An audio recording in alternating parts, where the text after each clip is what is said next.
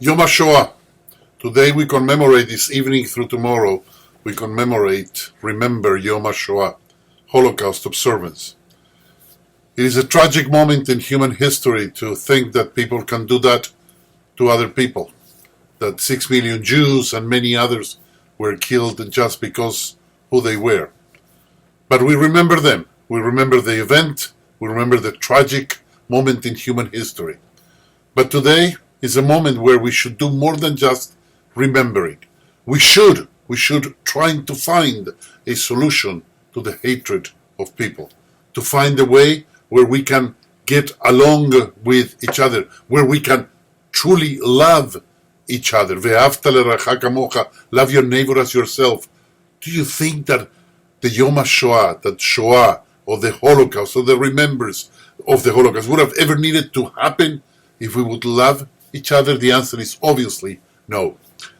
The origin of hatred is within ourselves. The origin of thinking that we're superior to somebody else begins within us. And when we do that, then everybody else becomes inferior.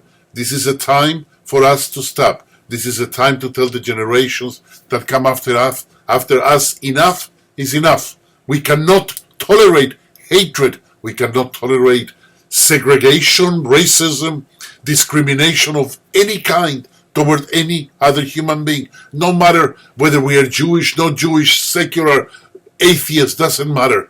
All humanity should learn to live together. We know that. But look what happened when we don't act this way. Not only we go to the extreme of the Holocaust, but even in our everyday behavior, that hatred is reflected. It is with sadness, but with passion, that I'm giving this message. The sadness because we're remembering a moment in human history, and certainly in Jewish history, where our people were almost erased from the face of the earth. And if it wouldn't be for all of us, Judaism wouldn't exist. If it wouldn't be for the state of Israel, where would we be? We need to learn to connect with who we are. We need to connect with the rest of the world.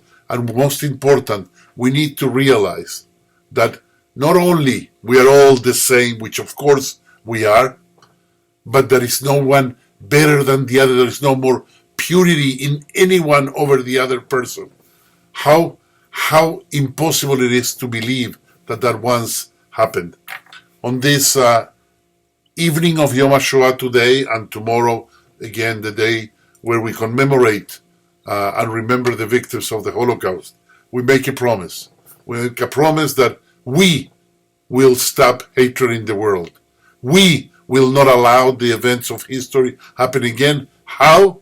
By simply not being quiet, by simply not saying, it doesn't affect me. We already know that that's never true. We already know that in any country in the world it can happen, and yes, including in America, where it's supposed to be the land of the free, but it's not. It's not, because the hatred and anti-Semitism and racism is still so prevalent in the community, in our world and in our country.